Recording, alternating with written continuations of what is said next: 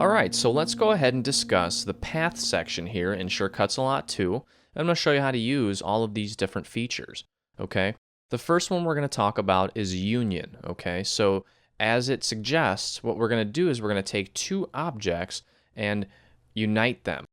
Okay, now the first thing I'm going to do is I'm going to click here and select the newborn shape library, okay, just to change it up a little bit. Okay, and what I'm going to do is I'm going to create a strip of onesies, okay, so we can click on a onesie here, and I'm going to make it about this big, and I'm going to rotate it like that.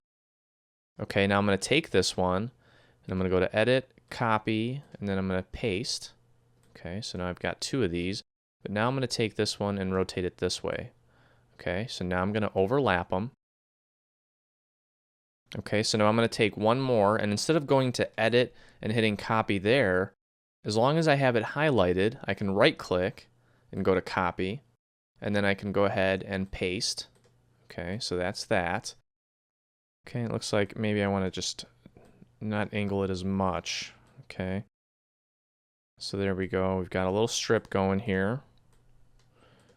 Okay. I'm going to put this one back, just using the rotation tool there.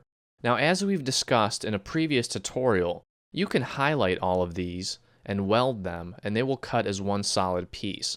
Well, let's say that you want to permanently make them one solid piece.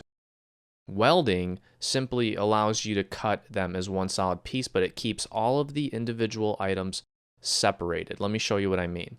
I can highlight this and click Weld. I can highlight this one and click Weld, and I can highlight this one and click Weld. And now you'll notice when we preview it, you'll see that it cuts as one object, okay? Even though it cuts as one object, we still have the option of editing and manipulating these as separate elements, okay? Now, what the path union option is going to allow us to do, and I'll show you here, I'm going to highlight them all by dragging a box around them, and I'm going to go to Path, and I'm going to click Union. So take a look at what just happened. Before we applied the Path Union option, this is what it looked like, okay? You can see that these are the areas that are overlapping here, okay, in red. Now if I take it again, I highlight them all, and I go to Path, and I click Union, you'll notice that those overlapping areas disappear, and now we've got one solid shape. Okay, we've basically taken all three of these elements and combined them into one element. And now you'll notice if we look at the preview that we've got one solid cut, and these little gray areas are gone because that overlapping region is gone as well. So this is one element now, okay?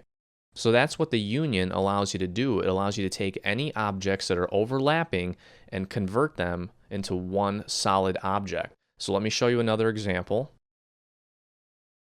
We can take the teddy bears here, okay, and you can do this with 2, you can do this with 3, 4, 5, 6, 7, as many elements as you can fit on the mat and highlight at the same time. Okay, so now check this out. Okay, so you can see that they're overlapping. Now, if they're not overlapping, it won't fuse them together, but it'll still make them one element. Here, take a look at what I mean. Okay, I'm going to select both of them. I'm going to go to Path and Union. So no matter which one of these I click on, it will highlight both elements, okay? That doesn't mean that they're welded or fused together. It just means that they're one element, okay? So let me undo that. And you can do that by going to Edit, Undo, or clicking on Control-Z on your keyboard.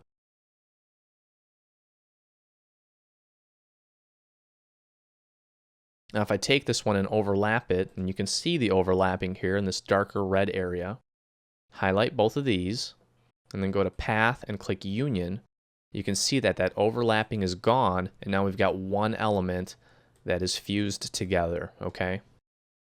So basically the difference is when you weld, you are creating a fused object, but you're still allowed to manipulate them individually as separate entities. But here, using the Path Union option, you're basically fusing them together permanently. Okay, so let's go ahead and delete that. And again, this works with text and shapes or SVG files. So I can type baby, okay, and I can make it bigger. Okay, and then let's say we want to take and put a onesie on the corner of the B here on top. So we can highlight this whole thing, go to Path and click Union, and there you go. You've got the onesie attached to the B in the word baby. Now that's not super creative, but it gets the point across. It shows you the potential that you have with this union feature. Okay, so I'm going to delete this. I'm going to highlight it and click Delete on my keyboard. Okay, now the next option under the Path menu here is Intersection. Okay, now let me show you what that does. I'm going to click on the Basic Shapes library here. Okay, I'm going to put a circle on my mat. And then I'm going to take another circle, make it about this big, and I'm going to overlap these. Okay, now check out the shapes that we can make here. You see the overlapping part here in the darker red? Well, if we highlight both of these and go to Path, Intersection, it basically will only keep the intersected part. Okay, so let me undo that. Now let me show you that again. I'm going to make this one a little bit bigger and go over a little bit more. I'm going to highlight both of these, go to Path, Intersection. Okay, now the intersection option will only work with 2 items.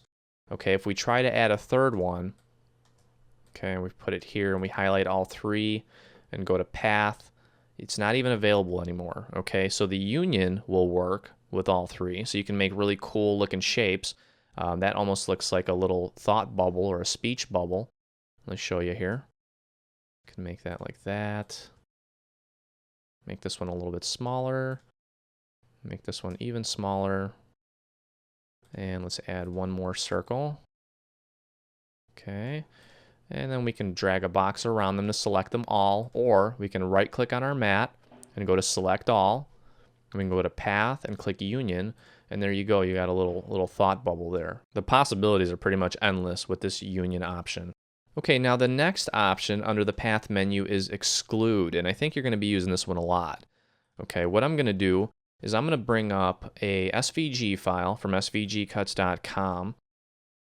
Now these files come from a kit called Sweet Treat Bags, and you'll notice here I can put this on the mat, and basically what we have is a rectangle with a heart cut out of it. Okay, so let's say that we want to take the template for a blank bag, which we have here, and we want to cut a custom item out of it, okay, like an SVG file from somewhere else or from a different set. So we've got the bag on our mat, and actually I'm going to go over here to the Shapes library, and I'm going to pull something out of the Fall Shapes library, like this leaf. Okay, I'm going to click on the leaf, I'm going to take it, I'm going to place it about here. Okay, now take a look here. So we've got it where we want it. Okay, I'm going to get rid of this one. And now I'm going to highlight both of these, or I can just right click on the mat and go to Select All. And I'm going to go to Path, and I'm going to click Exclude. Now check that out. It basically took one object and excluded it from the other. So it basically cut it out for you. Okay, now we can actually zoom in and take a look at this a little bit closer. There you go, look at that.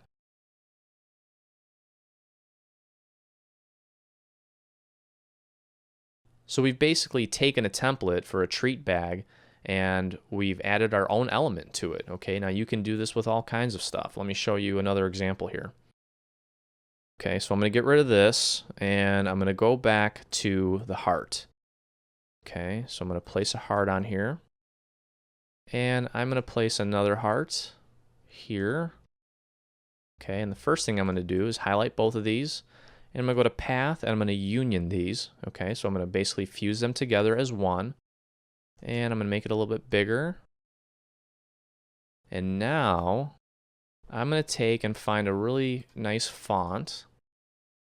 Okay, I like this one here. And I'm going to just begin typing. I'm going to type the word love. Okay, and I'm going to make it about this big.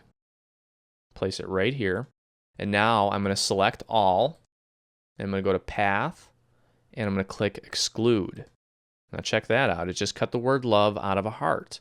Okay, so this Exclude option is really cool. Now keep in mind that the Exclude will only work with 2 elements at a time. Okay, now notice, so we have one element here because it's all one piece now. So as you can see here, after we apply the exclude function, it basically takes the word love and the heart and combines it into one element. These are no longer individual elements that can be edited separately. Okay, it's all one object now. All right, so with that, I'm going to go ahead and bring in another heart, and I'm going to place it right here. And I'm going to bring in one more heart and put it right here. Okay, now if we highlight all of these, you'll notice that under path, we can't exclude it, okay? You can only do it with 2 objects, and right now we have 3 objects selected. So what we're going to do is we're just going to move this one out of the way temporarily, and we can't do a select all because that will select 3 objects, but if we just highlight these 2 and then go to path, exclude, look at that. Now we've taken the element to a whole new level. We've punched out another heart within the heart, okay? So now we can bring this guy back, put him down here, and draw a box around these 2. Or, now that we've only got 2 elements, we can go and select all, go to path, and exclude. So there's another heart, okay? I kind of don't like that as much, so I'm just going to undo it, or Control Z. And I'm just going to move this out of the way and get rid of this heart. Now look at that. Isn't that a really cool looking Valentine's or anniversary type element that you can cut out that you basically made yourself?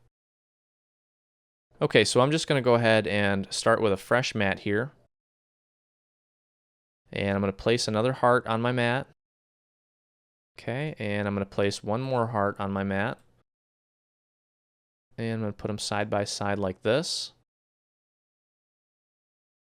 Okay, so with these 2 elements highlighted, if I click on path and select the front minus back option, what it's going to do is it's going to take this object that's in front, and I can specify that it's in front by going to Object, Arrange, Bring to Front. Okay, now that automatically makes this one in the back because there's only 2 elements. But just to be sure, I can click on Object, Arrange, and Send to Back. Okay, so now this object's in back, this object's in front, and if I highlight both of them and go to Path, and if I click on Front minus Back, what it's going to do is it's going to keep the object that's in front, but it's going to subtract the part that's in back. So watch what happens. Okay, so the object that was behind it was subtracted from the object that was in front. So the path, front minus back, and the back minus front options are just going to take a little bit of practice.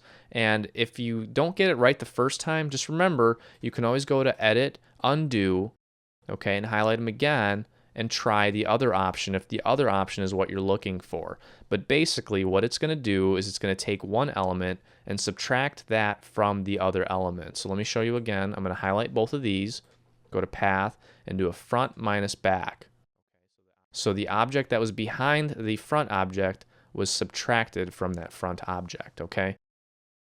So let me show you another example of how this is pretty useful. We can throw a circle on here, okay? And we can take another circle, and let's say we want to make a cool looking moon. Okay, well, look at this overlapped part here. Okay, you can see what we've got going here. And this is the part that I'm interested in here. Actually make it a little bit smaller so it looks like a moon. Now this part here, I'm going to go to Object, Arrange, Bring to Front. This object, Arrange, send it to the back. Okay, so what I'm going to do is click Path, and I want the front part minus the back part. Okay, so watch, look at that. Now I've got a nice moon shape, okay? Okay, the final item that you'll notice under the Path section is called Reverse Path. Now when we talk about paths, what we're talking about is any element on the mat, whether it be a font or an SVG file or a library file. Well, each of those elements is made up by a series of nodes, kind of like a connect the dot type of thing. Okay, and those nodes are in a specific order. Well, what this does is it reverses that order. This is something that you're probably not going to use very often, but if you find the need to do that, you have the option to do it here.